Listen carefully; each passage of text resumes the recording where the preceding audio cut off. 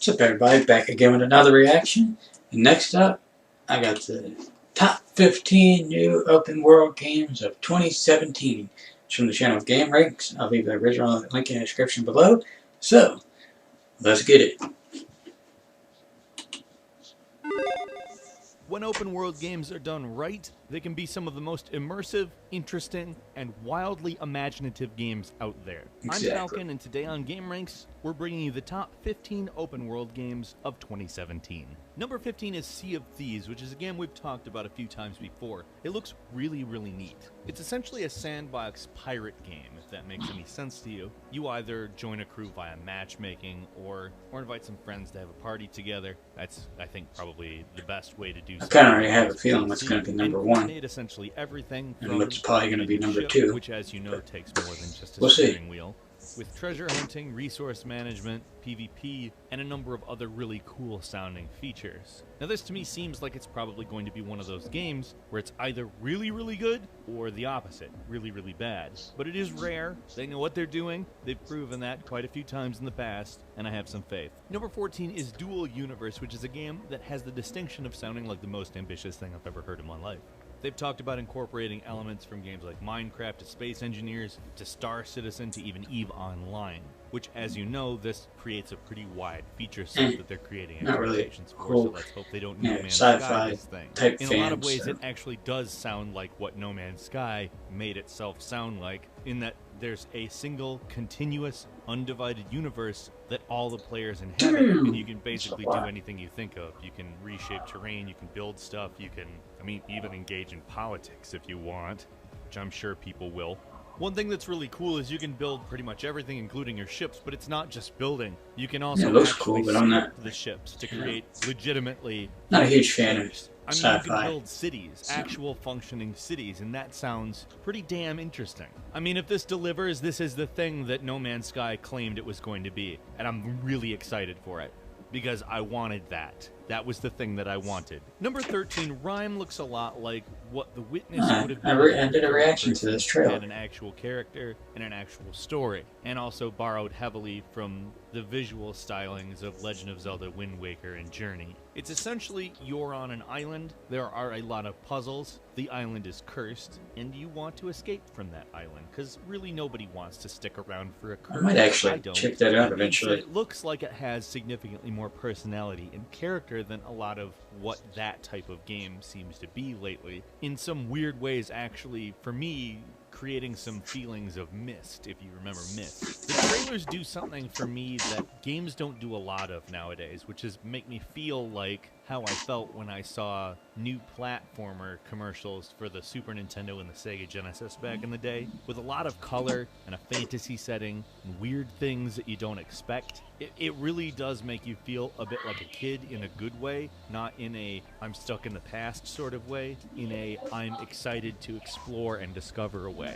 Number 12 is Sniper Ghost Warrior 3, which is an open-world first-person tactical shooter. It's the first in its series to go open world. The developer is also calling it their first AAA production effort, and if the quality of the other Ghost Warrior games is any indication, I would say that's a pretty good thing to hear, on account they're both pretty good games. Now, I think it's important to say that they aren't perfect games by any means. That's why the company's brought in some really big names, like Jess Lebo, who's worked on League of Legends, Far Cry, Guild Wars, and specifically seems to want to make not only a great game, mechanically speaking, but also including the narrative. Number 11, Subnautica is a game where you play somebody who's just crash-landed on a water planet somewhere off in space, and essentially you'll have to survive on it. You'll need resources, you'll need a means of defense, you'll need to build places so that you can take shelter in and sleep. A lot of people will say, oh, but I've heard all of that before. The thing is, it's underwater. There will be some land for you to explore, but mostly it will take place entirely underwater, and I think that that's very neat. It's certainly a brand new take on a genre that needed a brand new take. I'm very interested in it. An incomplete version of the game is out on early access now if you want to check it out. It's actually pretty neat, but I have a feeling when they actually launch it's going to be even better. But with any game like this, obviously the most important thing is how well it holds up after time. We'll see about that. Number 10 is Tom Clancy's Ghost Recon Wildlands, which is a tactical shooter And I don't think we see Honestly, I'm not really a huge tactical fan of shooters. I do think that's like probably shooter going to games, change to be this honest. year, You but know, at least we're going to be seeing so how it works out. Hopefully well. In addition to being a big open world man, it experiment, looks good. Ghost Recon Wildlands kind of takes Ghost Recon back into the realistic world, so to speak, away from the futuristic warfare ideas of Advanced Warfighter and Future Soldier. Now, we've heard to some degree that the typical sort of Ubisoft open world problems aren't there, that this is somehow better than that, but on the other hand, the game is not out yet. There's no way for us to have a full view of that. And there is some very interesting stuff that we've seen that really does not mold in with what I would normally expect from a Tom Clancy game, and not in a bad way. And in a lot of ways, it looks like a sandbox game, which is, in my opinion, very interesting for a Tom Clancy game, because they're usually fairly hyper-focused. I got my fingers crossed because I'm really hoping a lot of things are very fresh in 2017, and this is one of them. Number 9, Xenoblade Chronicles 2 is a JRPG set in an open world, which I think we need more of. Honestly, I've never even played any of the Xenoblade games. It works, so I'm happy for it. If I get a Switch, I might actually and the try first this Xenoblade out. Chronicles was great. The game's a direct sequel to the other game, but features a new protagonist, as well as a more cartoony art style, which I have to say I think is welcome because it really emphasizes all of the neat colors that I see in the palette. It looks like a sort of subdued but varied palette, which I like. And we technically don't know a whole hell of a lot about the game, but it's coming this year, and the previous one was great, so I expect good things. Number 8 is Gravity Rush 2, which if you've played it, you know it's actually pretty damn good. I've heard some complaints about the camera, and I think they're valid, but outside of that, this is a really solid I haven't even sequel, played the first and one. it had a really unique concept. As you might expect from the title, Gravity Rush has combat that centers around being able to flip the gravity up and down. The game is particularly good when it's in nice big open spaces, but there are some minor complaints about what happens if you're in a smaller area. That being said, this really builds on everything the first Gravity Rush did, and it's really worth time. I've gotten to play a little bit of it, not a lot. It's been out a couple days, but I would be shocked if it doesn't hold up very well, and if this series doesn't build upon this one too. Number 7 is Agents of Mayhem, which takes place in the Saints Row universe, specifically taking place after the Recreate Earth ending of Gat Out of Hell, and I've seen it described a few times as sort of a single-player take on the idea of Overwatch, basically a powers/hero-based shooter, except for with a story and not based around competition. I find this very intriguing because, as we know, the Saints Row series is very funny. It's also very entertaining for other reasons besides just funny.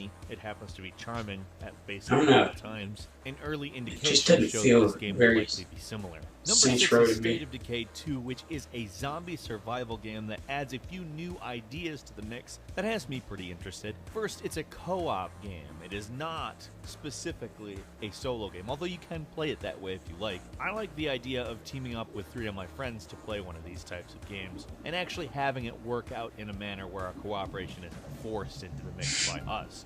The game is designed around communities, in other words, groups of survivors while surviving, and it really looks a lot more varied than the original game, to me at least. Number 5 is Crackdown 3, which is a third-person action-adventure game that we've heard about for a very long time. One of the main reasons why I think people still care about it is that it has fully destructible environments and multiplayer that take advantage of cloud computing. Yeah, didn't they announce this a while back? That sounds like a mouthful, but what it means is, you know how you could destroy environments in the Red Faction games? Think about that, but not limited in any way. Pretty much everything is destructible, and in a multiplayer setting, I think that that's possibly one of the most interesting and exciting developments in a game yet. Hopefully Crackdown 3 lives up to everything we've heard of it, because it's been a long time, and we've heard a lot of very good things, and 2016 was the year of that kind of game being a disappointment, so let's hope that's not continued in 2017 with Crackdown 3. Number 4 is Legend of Zelda Breath of the Wild, which it's not number 1? Looks like one of the best Zelda games ever. And I know we always say that about every Zelda game, but it's only been true like twice.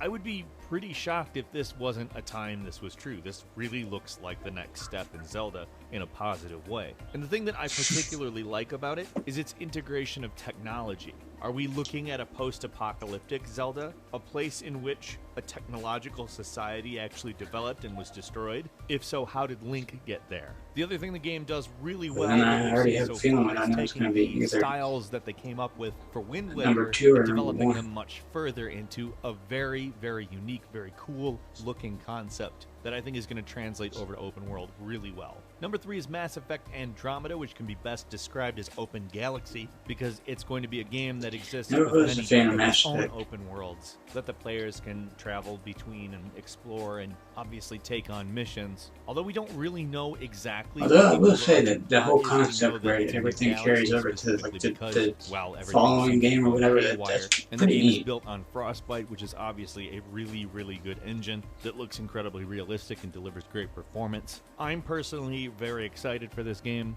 I love BioWare. I love the other Mass Effect games. I love Dragon Age. And you know what? I love the Frostbite engine as well. It's pretty much contributed to the overall quality of any game that it's been featured in. And it's difficult for me to imagine a scenario where Andromeda is actually not great. It may not live up to the other Mass Effect games, I don't know, but it's gonna be good. Number 2 is Horizon Zero Dawn, which is a very, very cool game. I can say right off without even having experienced it, because if you see a trailer, you're like, oh, that's a good idea. That's actually one of the big distinctions this game has over almost every other game still on the way. You just immediately go, wow, what a cool idea. Having a post-apocalyptic game where you have hunters and dinosaurs, I already know but the number 1's going to be dinosaurs are one of robots, two makes games. all these implications that I think just seem really cool. And if they're all delivered on in a way that contextualizes the world, unless the gameplay is crap, which it really doesn't look to be, I have a difficult time imagining this game not being awesome. And finally, number 1 is Red Dead Redemption, which, let's just all say this right now, What? I don't think anybody wants to wait for. That game is going to be so good,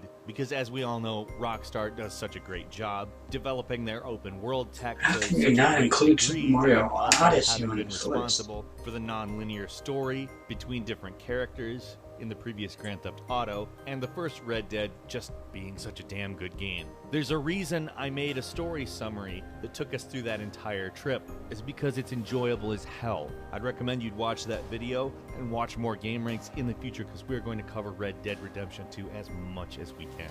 What's your favorite open world game coming up? What are you looking forward to the most? Let's meet in the comments and talk about that. If you've enjoyed this video, please click like. That helps us a whole lot. And if you're not subscribed, now's a great time to do so. That ensures you get our new videos, which go up every day. As always, we thank you very much for watching this video. I'm Falcon. You can follow me on Twitter @FalconTheHero, and we'll see you next time right here on Game Ranks.